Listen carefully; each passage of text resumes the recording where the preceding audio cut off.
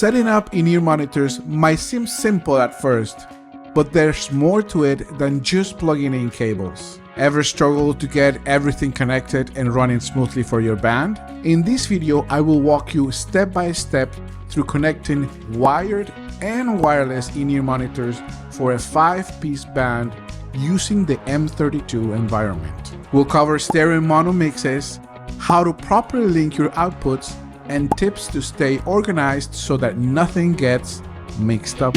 By the end of this video, you'll be ready to confidently connect in-ear monitors for your band, no matter the setup. Let's get started. Today, we're connecting in-ear mixes for a 5-piece band, where we have drums who will have a stereo mix on a wired system, a bass player who will have a mono mix on a wired system, 2 electric guitar players who sing as well, they will have stereo mixes on wireless systems, and 1 keyboard player who will have a mono mix on a wired system. As mentioned before, we will be using the M32 environment, but these concepts apply to any digital environment or any sound mixer. We will be using the Midas M32R connected to the S32 stage box for our inputs and outputs.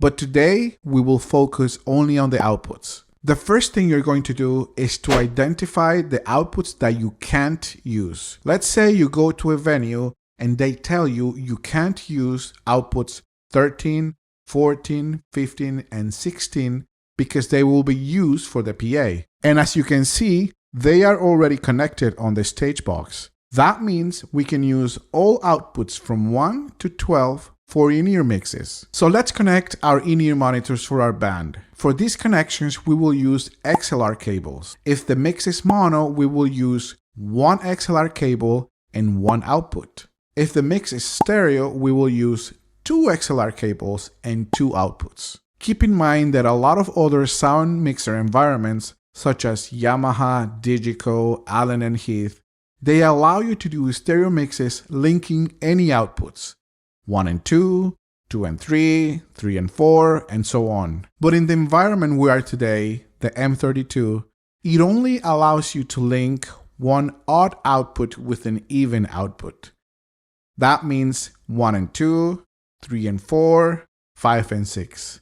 You cannot link or make stereo 2 and 3, 4 and 5, 6 and 7. Having that in mind, now I will connect the stereo mixes first, and then I will connect the mono mixes. So what are our stereo mixes? They are drums and guitar players. So drums will be 1 and 2, electric guitar 1 will be 3 and 4, electric guitar 2 will be 5 and 6. What is left now is our mono mixes, bass and keys. Bass will be 7, and keys will be 8. So let's go ahead and connect with me these mixes. Drums.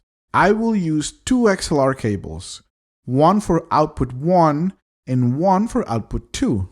We connect those and they will go to the Behringer P1 wired system. Then on the mixer, I make sure I link outputs 1 and 2 and name them drums left and drums right. Next mix, electric guitar 1. I will use 2 XLR cables, 1 for output 3 and 1 for output 4. We connect those to the stage box and the other end will go to the wireless Sennheiser G3 system, left and right. Then on the mixer, I make sure I link outputs 3 and 4 and name them EG1 left and EG1 right. Now for the mix for electric guitar 2.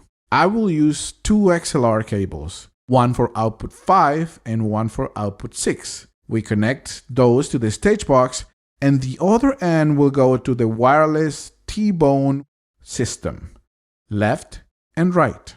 Then on the mixer, I make sure I link outputs 5 and 6 and name them EG2 left and EG2 right. Now let's connect our mono mixes. For the mix for the bass, I will use 1 XLR cable. I will connect it to output 7 and the other end will go to the Behringer P2, Since this mix is mono, I do not need to link it to any other output. Once it is connected, I make sure I name it on the mixer. Organization is everything. You don't want to be guessing which mix is which, or worse yet, to put tape on a digital mixer and using a Sharpie to name things. Please don't. And our last mix is for the keyboard player. I will use one XLR cable. I will connect it to the output 8, and the other end will go to the Behringer P2. Since this mix is mono, I do not need to link it to any other output. Once it is connected, I make sure I name it on the mixer. So there you have it. We have now connected in-ear mixes for a 5-piece band, and you still have outputs available for extra in-ear mixes, or if you want to run floor monitors, which I personally hate. But you can do that if you want or need to.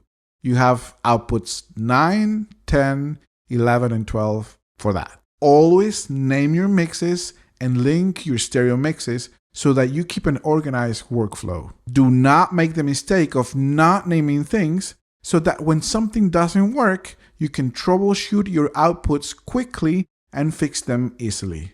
And remember to like this video, subscribe to our channel, and hit the notification bell so that you're always in the loop for our new videos. Great sound is always within your reach.